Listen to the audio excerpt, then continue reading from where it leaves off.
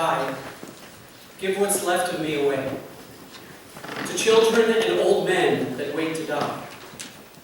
And if you need to cry, cry for your brother walking the street beside you. And when you need me, put your arms around anyone and give them what you need to give to me. I want to leave you something better than words or sounds. Look for me in the people I've known or loved. And if you cannot give me away, at least let me live in your eyes and not simply in your mind. You can love me best by letting hands touch hands, by letting bodies touch bodies, and by letting go of children that need to be free. Love doesn't die. People do. So when all that's left of me is love, give me away.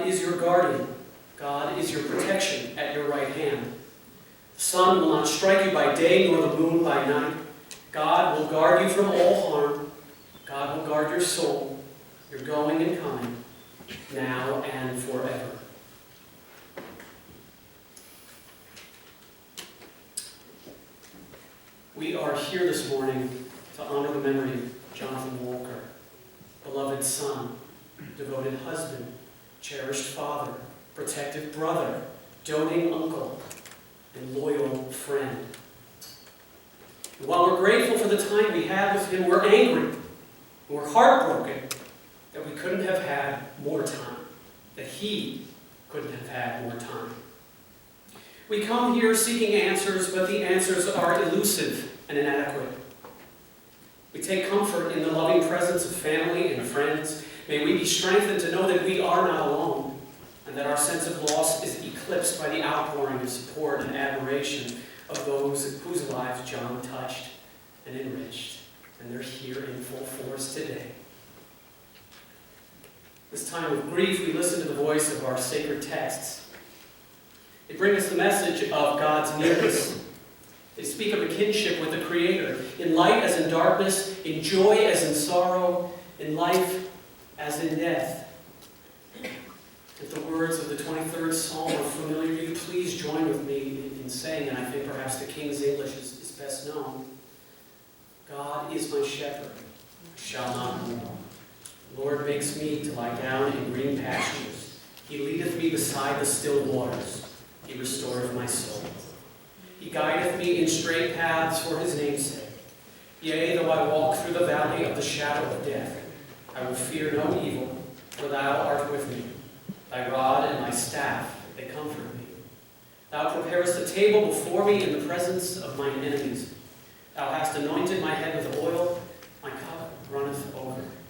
Surely goodness and mercy shall follow me all the days of my life, and I shall dwell in the house of the Lord forever. Birth is a beginning, and death a destination.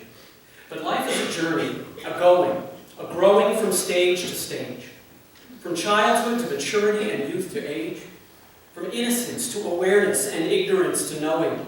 From foolishness to discretion, and then perhaps to wisdom. From weakness to strength, or strength to weakness, and often back again. From health to sickness, and back we pray to health again. From offense to forgiveness, from loneliness to love, from joy to gratitude, from pain to compassion, and grief to understanding. From fear to faith. From defeat to defeat to defeat. Until looking backward or ahead, we see that victory lies not at some high place along the way, but in having made the journey, stage by stage, a sacred pilgrimage.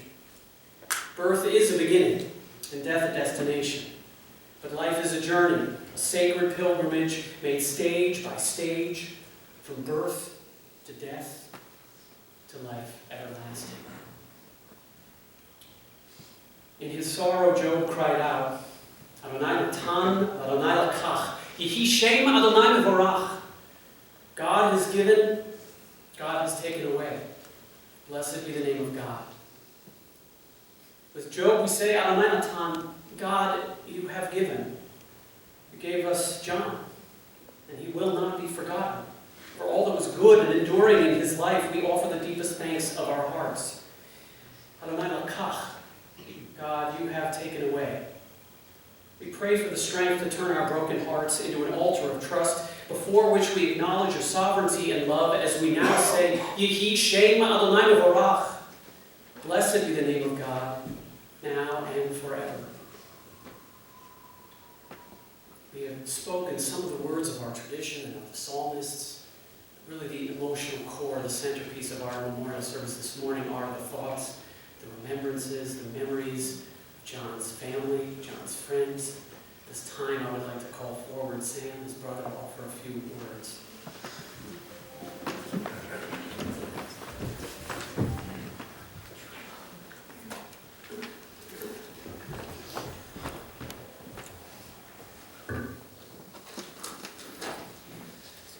Before I give my prepared remarks, I just want to say thanks to everybody for the outpouring of support over the last few days. It means a lot to my family. It's helping us grieve, it's helping us get through this, and it just makes us realize what a community we live in here in the Westport Weston area and Fairfield area. So I just wanted to say thank you. Today is a fitting day to pay tribute and memorialize my brother John, since it's his favorite day, Super Bowl Sunday. So, place a bet today on the Falcons in his honor, and of course we're Jet fans. My brother John, what can I say? How could something like this happen to him of all people? How can I be up here today eulogizing my idol? The bottom line is I have no choice, so here I go. When I think of my brother, the words that come to mind are caring, funny, witty, great friend, driven, smart, superior athlete, family man, and most of all, stubborn. A close friend of mine from college, who knows John very well, wrote me an email later this week, which perfectly describes John, and I think shows a lot about what person John is. He was always the guy that was better than everybody else, the guy that others wanted to emulate, He had an easygoing and charismatic way about him that drew everyone closer to him. He succeeded at everything he tried, and he made it look easy. I know, Sam, he was your hero growing up, aside from your dad, and with good reason. He was a total stud. John was 4.5 years older than me, and growing up, always acted like my father. He was extremely protective over me. I remember being in 8th grade, and it was John, not my parents, giving me lectures about drugs and alcohol. When I was in trouble at school, it would be John who would explain to me the importance of school. When my parents were on their 25th anniversary trip to Hawaii, and I got really sick on the way to college, it was John who came and got me and watched over me for a full week as I recovered. When we were looking to buy a house 10 years ago in Connecticut, it was John who did an Excel spreadsheet for us showing the pros and cons of home ownership and made sure we were not in or over our heads. As any older brother is, John would give me a hard time. Sometimes he was overbearing and possessive, and boy, was he bossy to a fault. But he was there for me whenever I needed. He has always been my go-to person, and I don't miss that greatly. Well, growing up in Westport, when I would ever mention my name, the response was always the same. Are you John Walker's brother? This was a huge plus for me, no joke. It used to get me into pickup basketball games at the Y, and even more importantly, in the parties. People just loved John, and he always left an indelible mark on them. I idolized him and tried to emulate him, not only as a person, but also on the sports field.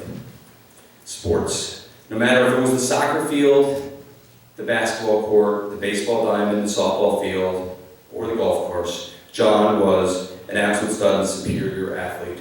He played 3 sports in high school as well as in college. And I was so proud of him in high school, whether it was the famous winning goal, the XDAC playoffs in 1987, or his last second shot against Wilton High School to win a game his senior year. John always came through in the clutch. Throughout the years, we were lucky to be members of Rolling Hills and had the fortune of playing upon hundreds and hundreds of golf games, mostly for money, as well as tournaments. And this is what a typical golf game between John and I would look like. I would drive the ball 280 yards down the middle. He would drive it 210 yards in the woods, deep in the woods. I would hit my approach shot into the bunker or the rough, and John would somehow chip out from the woods on the fringe or close to the green. I would choke my bunker shot or chip, and he would hit a chip or putt to within 10 feet, and of course sink the putt. He was never out of a hole, never. He was an unbelievable scrambler, he had an unbelievable short game, and he relished in the pressure. Typical John. After my dad died, Dave Sweetler, Ken Furliger, both here today, and I played in the same Jewish home outing every year for 7 years. It was always the highlight of my year, not only because it honored our late father, but because it guaranteed time with John. The format was a scramble, and John loved it. He loved the camaraderie. Funny enough, and I'm not kidding, he would never ride with me once, always with David, as he felt it was better for team continuity, or more likely, I drove him crazy. Incredibly, about 5 years ago, on the last hole of our outing, on a short par 3 uphill, John hit a hole in one and won a trip to Bermuda, which he enjoyed with his family. It is a memory that I will never forget. We won at least 3 of those 7 years, and we all had so many laughs. We played this past year, in fact, and although John was sick, he really enjoyed it. I will always cherish those amazing rounds of golf.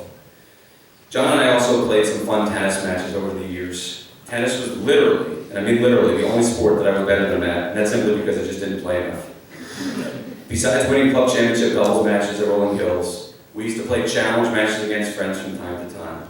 We always won because he was calm, he was cool, he was strategic, and he loved it. In 2007, when my father got sick, John and I had the opportunity to finally put our opposite work skills to use. Of course, he ran the sales aspect as his people skills far outweighed mine, and I ran the business aspect. It was the first time that the person I idolized got to see me in my element, and I think he was really proud of me. As I look back on those days of us both working 2 jobs to keep our father's business afloat, it was a blessing that we had the time together, especially those morning breakfast meetings. John was a tremendous husband and family man. He loved his wife, and he absolutely adored his kids. He was a great father. He was also a great son, and he loved my mom and dad so much. Kobe and Xander, my kids, just love John. John used to actually joke with the kids when we went to his house that money grew on trees and dollar bills would somehow just show up in the backyard bushes. Whenever Stacy and I would say that money doesn't grow on trees, without fail, one of our kids will say it does at Uncle John's house. Over the past few years as John got sick, our relationship actually took a turn. I ended up being the big brother and taking care of him. It was not something I ever wanted. But the positive thing I will never forget is that we spent more quality time together than we had since we were kids, whether walking, eating, or golfing. We hugged constantly and told each other over and over and over and over that we loved each other. And we reminisced about our childhood, which John absolutely loved. In the last few months, I've had the pleasure of spending many hours with John's friends. And as we all know, there are countless many of his friends. The endless stories are not only funny, but they have a common theme. Everybody loved John and loved being his friend. It's so amazing and a true testament to my brother how you all spent as much time as you physically could over the last few months. We know John cherished every second with each and every one of you. I too will always cherish the time I spent with you, and thank you for sharing all those wonderful memories with me. Thank you for always being there for John. I will miss my brother terribly. I'll miss that he won't be able to attend Xander's bar mitzvah later this year. I will miss that we won't be able to grow old together, play more golf together, watch more Jet games together, or spend holidays together.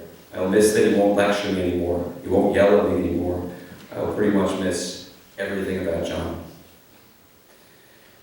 My mom, who's below right here, asked me to say a few words on her behalf before I close.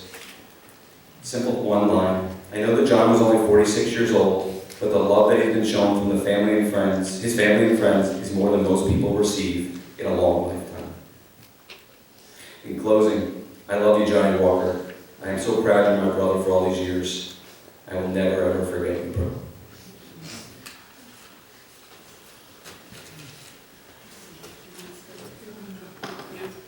Kobe and Xander, would you guys come forward too?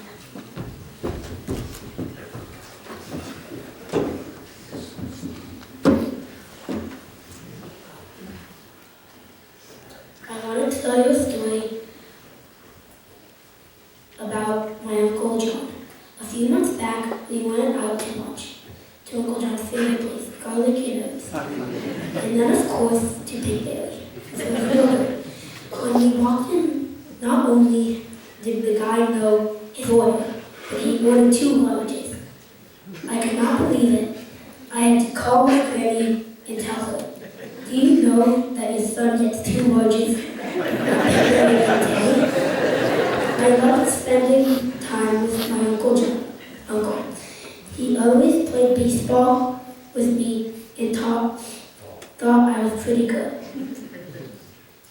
He tried to teach me how to get even better. One day, he did hit me in the face with a ball. And then my dad said he almost made the MLB. In which I said, seriously? I don't miss my uncle so very much. I love him always.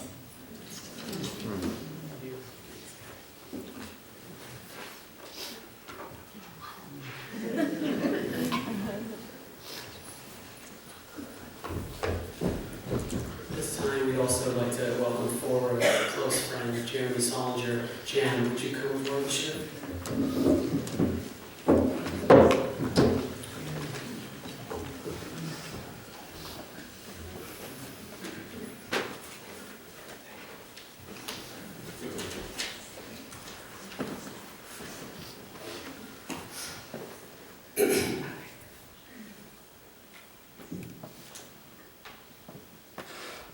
Westport, Connecticut in the 1970s was classic suburbia.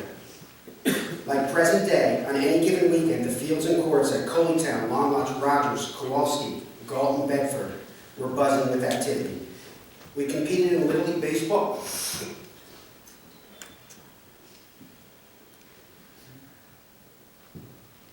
travel soccer, rec soccer, and YMCA basketball. And in a town filled with outstanding athletes, Jonathan Walker stood out among everyone. This uncanny athleticism bordered on artistry. To watch John swing a baseball bat, it was an experience. It was effortless and so smooth. He had unrivaled eye-hand coordination. John was also a master strategist. He understood and executed gamesmanship before it was even part of athletic nomenclature. If Sam was, and still is, the Luke Skywalker of gamesmanship, John was Obi-Wan. He knew how to exploit others' weaknesses and maximize his strengths. He was as clutch as they came.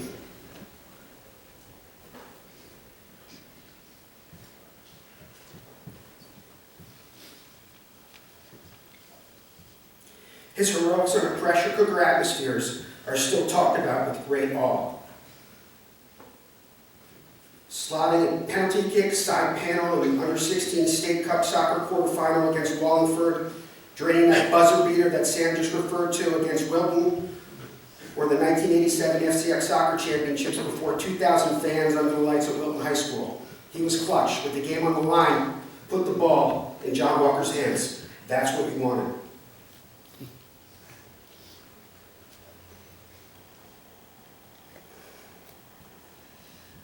He played 3 years of varsity basketball and 2 years of varsity soccer in high school. After his basketball season, late winter, we were in the Staples cafeteria for that 4-minute lunch that they used to give us. And John and an acquaintance named Rob Capri got into some heated banter about baseball. Rob Capri was adamant that John didn't have the ability to make the baseball team, especially after a 4-year hiatus from the sport. He hadn't picked up a bat or a glove in 4 years. And on a dare, he goes out for the baseball team. 5 games into the season, he's the starting third baseman for the duration. He was a natural. He graduated high school, went to George Washington for a year before transferring to Skidmore. And at Skidmore, he played varsity hoops for 1 year, and then varsity soccer his junior and senior years. Coupled with this athleticism, John's love of competition. This fall, we went out to play 9 holes of golf at Longshore. His ALS was limiting his mobility to the point where it took him 45 seconds, literally 45 seconds, to tee up the ball at each hole. He had no ability to speak or really communicate. He had the thumbs up or he had this. His longtime friend, Andrew Udell, whose support and commitment to John has known no bounds over the past year, shot an impressive 46. I shot a 57. Jonathan Walker shot a 43. That's a true story.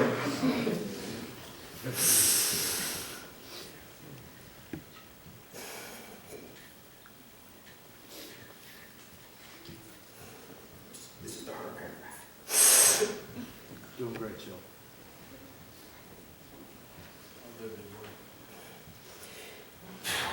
He held those closest to him to very, very high standards. The closer you were to him, the tougher he was on you. He loved Sandra, and he loved his father Howard, and he loved Sam very much, but as the firstborn, John really knew how to push boundaries. He was tough on Sam, and would sometimes, or more than sometimes, lose his patience.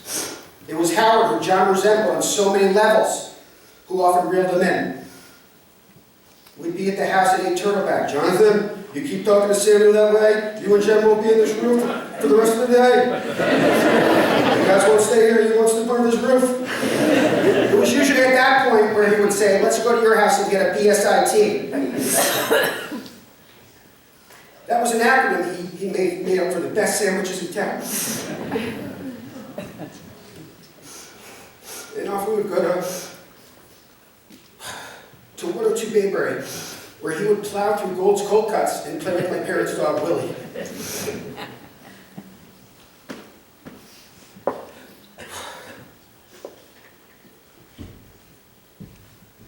With a tight-knit circle of friends, many of whom rarely shied away from the spotlight, John kept a lower profile, but he was always present. He was a quiet leader. He knew how to motivate and how to push buttons. He was a real dichotomy. In many ways, he was very simple. He didn't embrace urban culture or the urban setting of Washington, D.C. his first year in college, but flourished in the intimate community setting of Saratoga and Skidmore. He never had the desire to move to New York City or any other city. He loved Fairfield County. John didn't like change. He worked for the same company, Environmental Data Resources, for over 20 years. He did leave EDR for a brief stint as a trader, started studying for his Series 7, and did the New York City commute. That lasted 3 weeks. John could have thrived in that scene. He looked the part. He had that drive. He loved the rush, but it wasn't for him. He loved the simplicity of the suburbs, and he loved playing organized adult basketball, soccer, and softball through his 40s. As much as a country boy as John was, his street smarts were off the charts. When we were 16, John, George Lorenz, Ryan Burke, and myself took a trip to New York City to see a matinee Knicks game. Post-game, as we exited the Garden, a hustler, or entrepreneurial fellow, looking to capitalize on 4 sheltered suburbanites, looked at me and said, "You need a cab? I get your cab." Unbeknownst to me, this wasn't a free service. After hailing down a taxi, the man looked at each of us and said, $1 each. The guy asked me for $1, I gave him $1. I got in the cab. George did the same thing, got in the cab. Ryan did the same thing, got in the cab. Jonathan Walker looked at the guy right in the face, shook out his hand, said, "Thank you very much," and he got in the cab. That was quintessential JW. He was street savvy, he was skeptical, and he took great pride in not being manipulated or taken advantage of.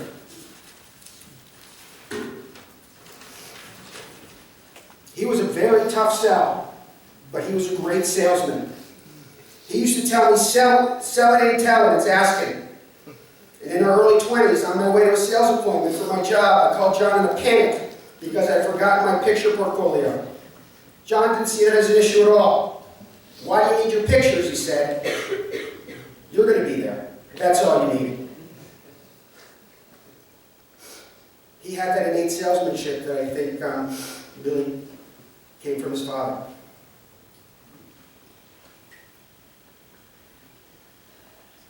John's competitive drive and relentlessness served him well when he met Bridget. He pursued her with abandon, knowing he had found his soulmate. They were wildly loyal to each other, and they navigated the challenges that can come with marriage with sensitivity, fearlessness, and passion. They were college sweethearts. John loved being a dad. He loved it. If there was anyone he loved as much as Bridget, it was Ellery. She lit up his face, and his adoration for William knew no bounds. He loved sending video clips of William playing indoor soccer. It's like a 2-year-old playing indoor soccer. "Check this out." And then he said, "Look at his speed, he's fast." He wanted to show off William's speed. He was a proud soccer dad. John knew how to have fun. Gambling was a hobby that he got great joy from. Appropriate gambling, not.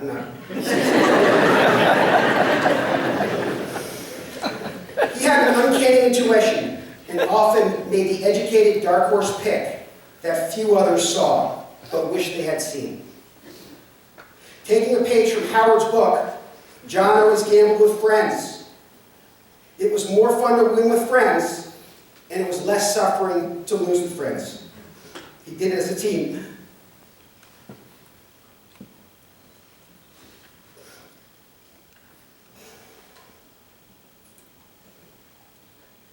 How appropriate that one of the days we memorialize John on is Super Bowl Sunday.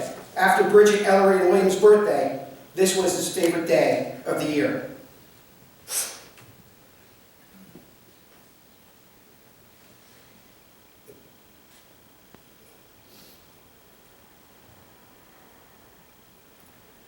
He battled his ALS and FTP with courage and a smile. As his neurological diseases progressed, he became much simpler. He smiled a lot more. He said, "I love you" often. He became a little sweeter. The grace he displayed as an athlete came to the forefront of his persona at the end.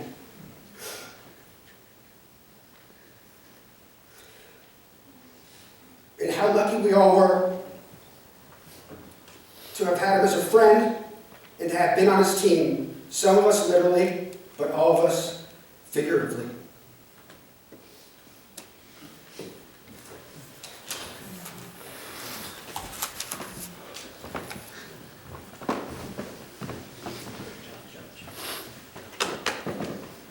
Thank you, Jen. George, call George Lawrence forward. You share your words with us.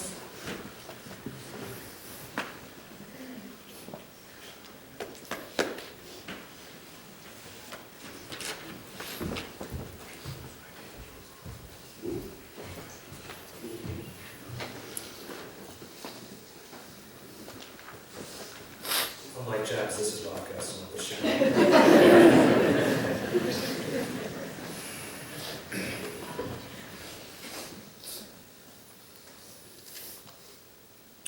Hi everyone, I'm George Lawrence, and I've been blessed to call John Walker my best friend for over 35 years.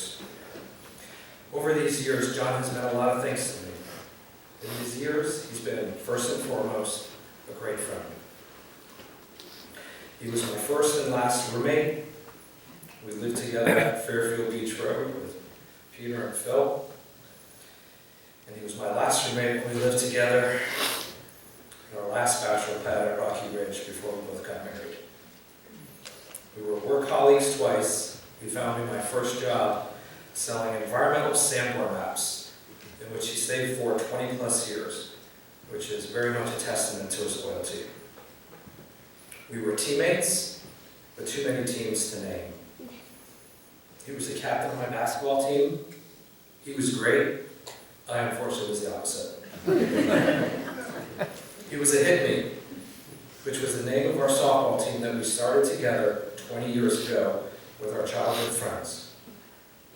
Hit me's are still in existence today and won another championship with John batting second and playing right field just a few months ago. Several of the original players from that inaugural team came back to play this year, just to spend time with John. He was a sportsbook handicap extraordinaire, a trait that he got from his father, Howard. I don't know if I'll do a good impression as Jen did of Howard, but I will try. Jonathan, tell your mother I'm going to Brooklyn to pick up some whitefish and bagels. Which I later found out in life meant cover for me for a couple hours while I go to the OTB.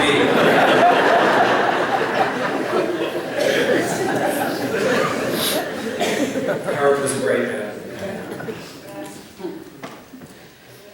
John also learned the importance of family from Howard. John married his college sweetheart and true love, Bridget, in which they shared 25 plus years together and have two beautiful children, Ellery and William. Family first, Howard Mills told John, and that became a pillar and a staple of John's adult life. John adored his family. John was also my consigliere early in the business career, and as the years passed, those roles reversed and I became his. But most important, the role that John Walker played to me in my life was my brother. At 10 years old, I met John one day playing tackle football at Josh Resnick's backyard, and we clicked. Sam and Jen have given you a great perspective of John's life, and in particular, some of the earlier years. I'd like to give you some insight from someone who was very close to him on the latter years of his life. This disease John had was bad. It was very bad. But glass half full, there was some good to it. A side effect of this horrible disease was you were either very depressed or very happy all the time. For John, He was a bit prickly before the disease. And all of a sudden, he became this happy-go-lucky guy. I remember my wife saying to me several years back, after we were attending a 1-year-old's birthday party that was complete chaos, I think Johnny was stoned today. I laughed because that wasn't his thing. I said to her, why do you think that? She said he was smiling and happy and playing with kids for 5 hours straight at a 1-year-old birthday party. This was the first time we noticed something was different with John. John and I worked together in a startup mode at my company in the beginning stages when he had this disease. He had a sales role with the team, and we had many tough early days together. I remember a client calling me once and said, what's wrong with John?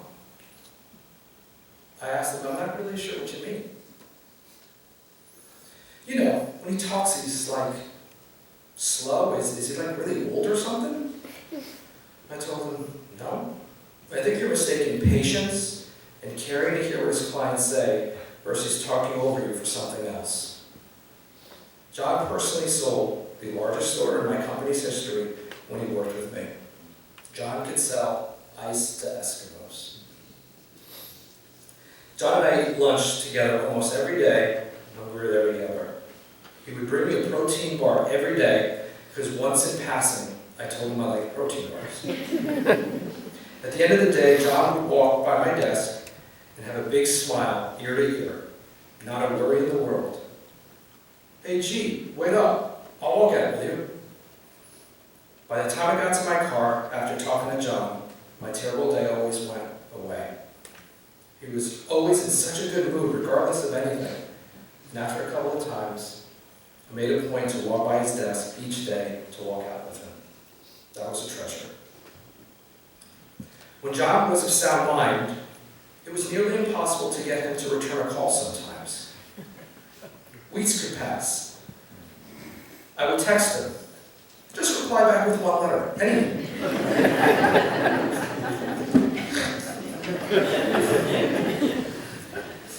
Fast forward. Now with the disease, he became forgetful, and sometimes he called me 20 times a day. I made a point to pick up all his calls, always, even when traveling and when my phone rang at 5 a.m. When John lost his speech completely, he would still call me multiple times a day. He didn't have to say anything. I knew he just wanted to hear my voice and feel normal, even if it was only for 5 minutes. And when I called him, he picked up every single time. Towards the end, we had an understanding what his breathing meant into the phone when he couldn't speak any longer. He would struggle mightily, but was always trying to say, I love you. I would reply, I know, Walt. I love you too, bro. He would sigh always after with a sense of accomplishment that I understood his message.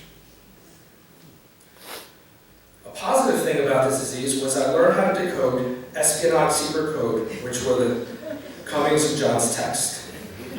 At first they confused me, but soon I became able to understand them all. This was one of the last texts he ever sent. It read, "In is awesome."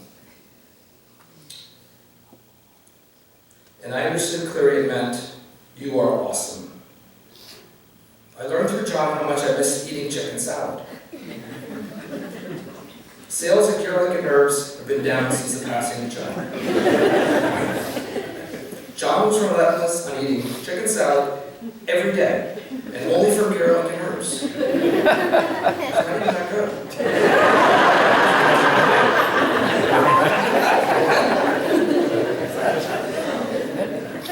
So one day, I had a plan. I begged him to go somewhere else, so I pulled him to Joe's American Grill. If you've ever been there, there's like 600 things you can order. So I thought I was safe. I said, Walt, we're going to try something new today. They do a nice French dip au jus here. He did the swipe for me firmly twice, and I knew I was in trouble. This was not a fight I was going to win. His stubbornness wasn't something he lost during the disease phase. That I can attest to. I guess I can't complain because it sure was an upgrade from Shake Shack. Those 2 years of Shake Shack. John had no shortage of takers on people who wanted to go to lunch with him. All his friends and family rallied to make sure John had someone to spend a couple of hours with each day.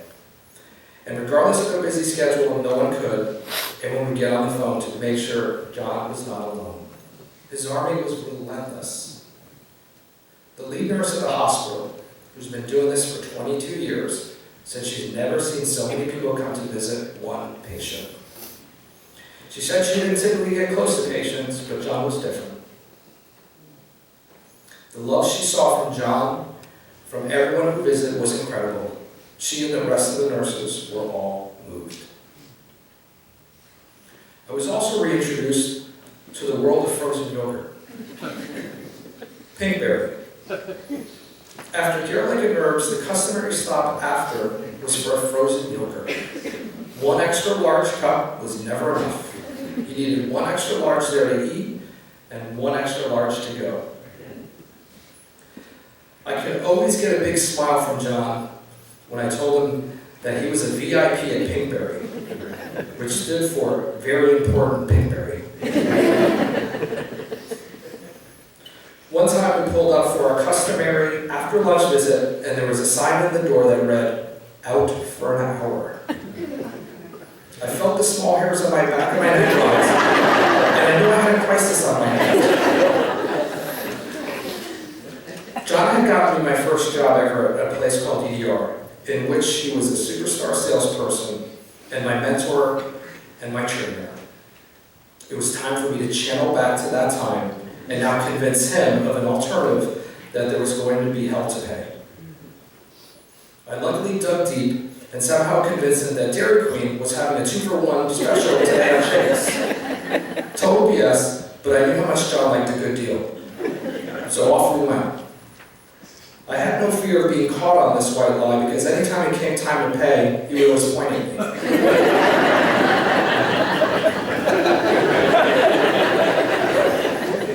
I can now quit my second job.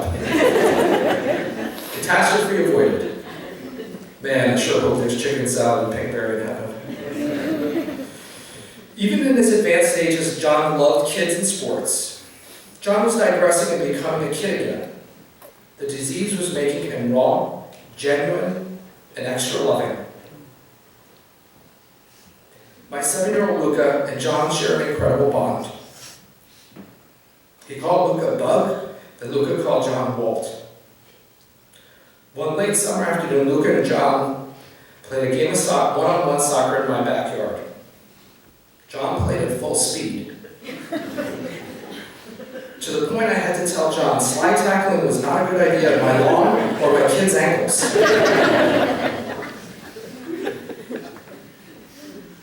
John beat Luca 24-23 in a heated overtime match that lasted an hour. The two of them hugged each other, both in full sweat, head to toe, and shared an orange juice, which was Johnny's favorite drink. When my 7-year-old made his birthday list of attendees, John was at the top. Dad, just because Walt is older doesn't mean he can't come to my party. He's kind of my best friend. He's kind of mine too.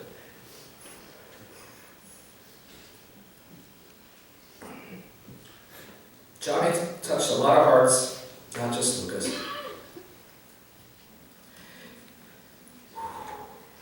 It's ironic that this ceremony is held the same day as the Super Bowl.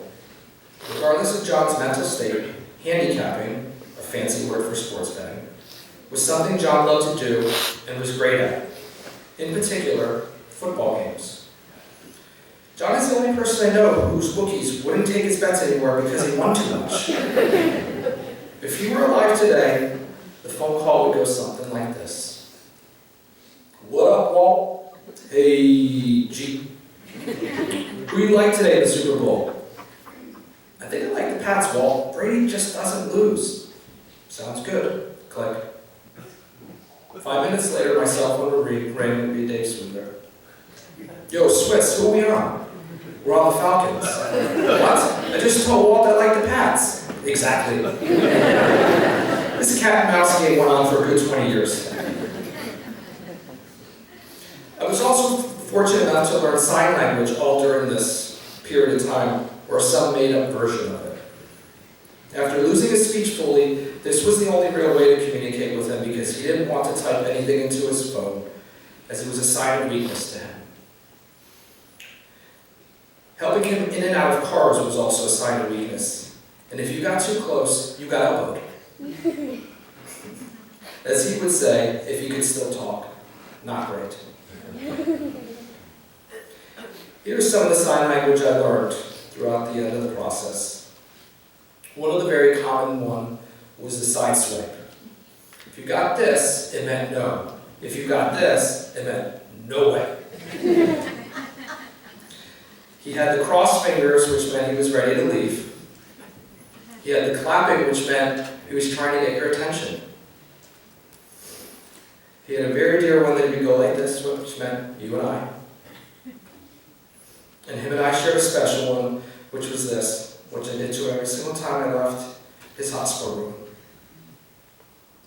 And of course, John made thumbs up cool again. I would never say goodbye when I left my visits with John. I would always say, see you soon, JW.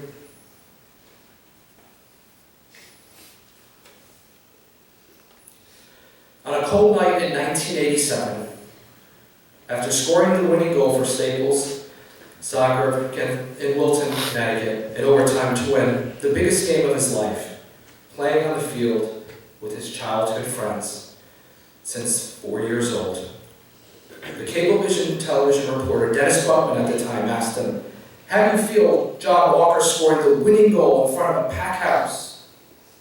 And John replied, "I'm in heaven." "Yes, you sure are, my friend. Rest in peace, brother. I love you."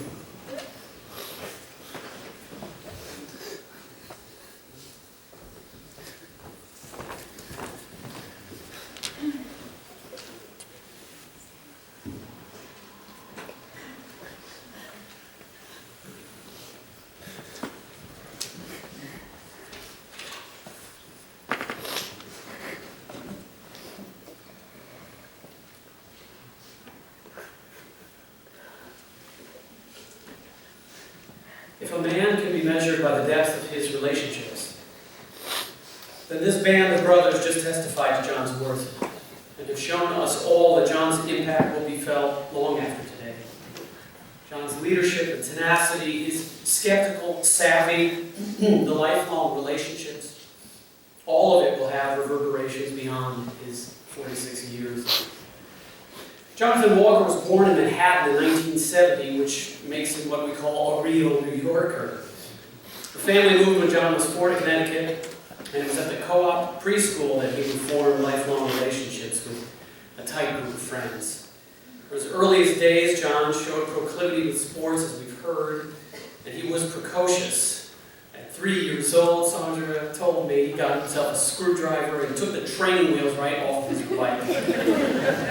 And he never looked back, and he was cruising ever since.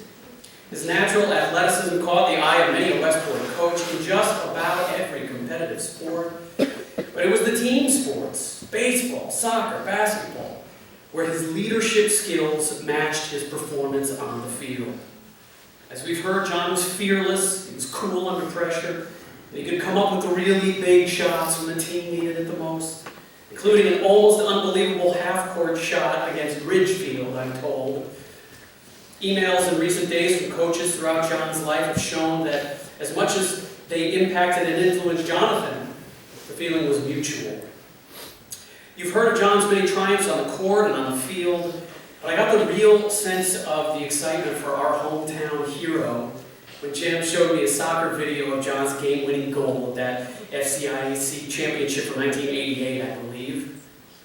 The fans leapt to their feet and stormed the field as John swept them to another victory.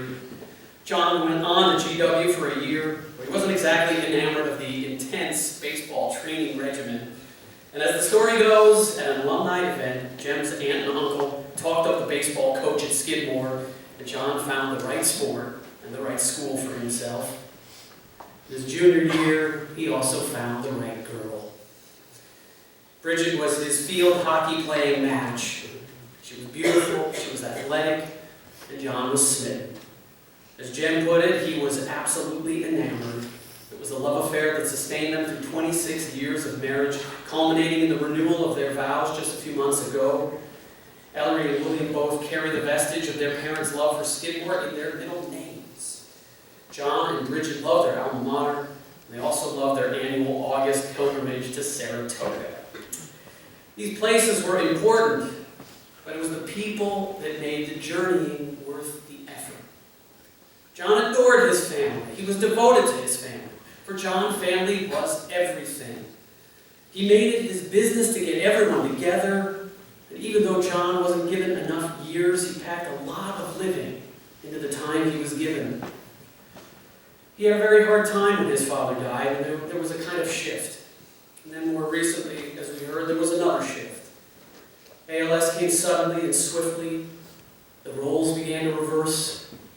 The mentor became the mentee. The older brother acquiesced to the younger. And George described that silver lining to this wretched diagnosis. The disease had that transformative effect. It softened John. It sweetened John. The phrase, "I love you," came easily. He was happy all the time. It wasn't that John was a miserable person before. He wasn't. But before, he was all business. Very serious and very driven. The disease dialed all that back, and in a sense, John's heart was exposed, and he wore it on his sleeve. The Torah tells the story of our ancestor Jacob and his slightly older twin brother Esau. From the womb, the two are in constant competition, and they spend their early lives literally at each other's throats. Esau is the natural athlete. The words that describe him are constant motion. He is leaping and bounding around the woods, the hunter, the outdoorsman. And Jacob is the planner, the thinker. He outsmarts his brother, and the two are estranged for 20 years. When they find each other again, Jacob is terrified that Esau will kill him on the spot for the indiscretions of their youth. But he finds that his brother has been softened. Esau has been sweetened. And he runs to his brother, hugs him, and kisses him, and the two have a tearful reunion.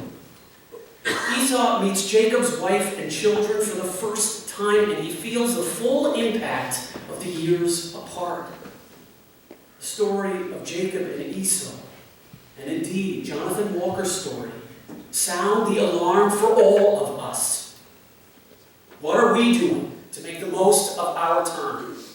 What are the things that weigh us down, the proverbial baggage? And can we let it go? Can we find that place of softness and sweetness that projects outward and invites inward at the same time? For Jonathan's sake, and for Jonathan's memory, there can be no loftier goal. We've invoked the words of our tradition, and we've heard from dear friends, but at this time we also have a very special offering. I'd like to invite Peter Doolittle and Phil Lafif to come forward, and they have a few words of their own and maybe a little more.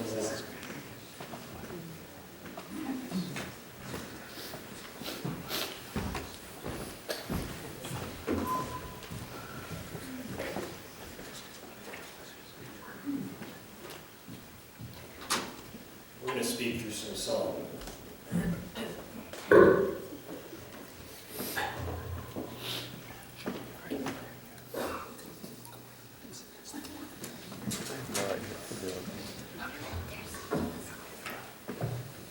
Hi everybody, my name is Pete Doolittle, Phil Leaf. One thing, these are unbelievable speeches, guys. Seriously. One thing we heard is how great John is at everything. In our crew, we do a lot of music, and not his specialty. Phil and I spent decades trying to to get this guy to sing a song with us, and man, talk about stubborn, this guy would never freaking sing anything. But again, back to George's point about the disease in some cases being a blessing. Once he lost his ability to speak, he even got tighter and tighter. Our band, because he started doing the maracas and the congo and bongo drums and what have you. Lo and behold, Johnny became like a human metronome then.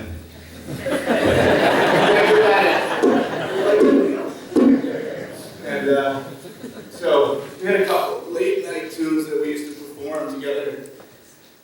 Country Roads was one of his favorites, and I'll Stop the World and Not Let You was another one.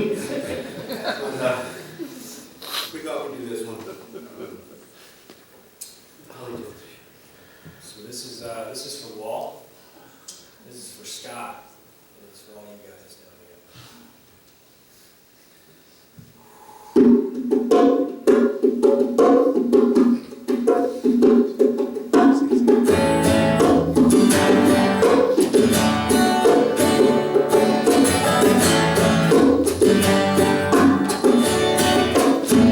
Got out of town on the road for the summer night. Saved the reach before Halloween scene. He was making for the train on the outside. And down the run, up into off the wind of this headline of my kiss out. Deep feet of the waterline, nice to make you wait. You know it's a bar and that's the hard time to call you. But on the midnight watch, I realize why twice you ran away. Think about how many times I had fallen. Spirits are using me, thought your voice is calling. You and me cannot be forgotten.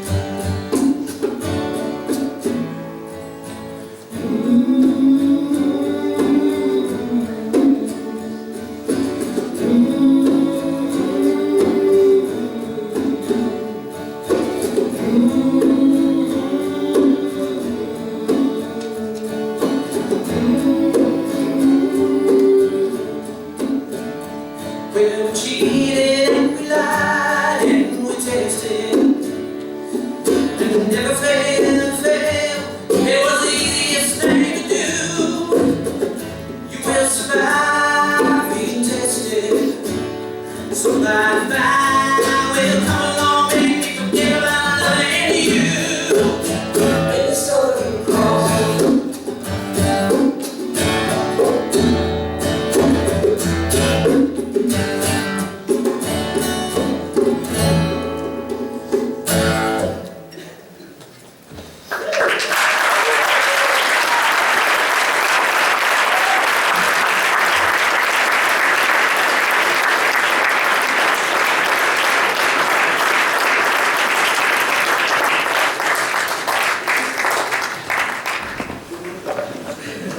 One more. We could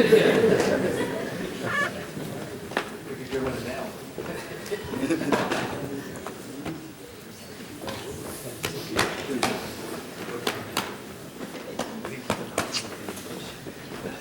I'll take this time to make a few announcements, just so that you're aware of some scheduling for the coming days. After our service, and even today, after the service here, the family invites you all to a late lunch at Sam and Stacy's home in Weston, 18 Lakeside Drive, yes, with visiting hours until 8 p.m. tonight, and again tomorrow from noon until 3 p.m. Tomorrow evening, that's Monday night, from 4 to 9 o'clock p.m., there will be a wake at Lesko Funeral Home. That's at 1209 Post Road in Fairfield. And while we certainly miss having Bridget and Ellery and William here with us today, we want to make a few announcements about some other arrangements that are being made on Tuesday. Tuesday there will be a service for John at 10:30 a.m. at St. Anthony in Fairfield, and all are welcome. Interment will be at Oak Lawn Cemetery in Fairfield immediately following that service. Shiva will be observed on Tuesday night from 6 to 9 p.m. with a minion at 7, again at Sam and Stacy's home. And in lieu of flowers, the family is asking that contributions can be made to the Association for Frontotemporal Degenerations, AFTD. They can also point you in the right direction on the web, I'm sure, or to the ALS Association. And the family is certainly grateful for your support and that you all came out today. Would ask that we all rise for the memorial prayer. Eo Mole.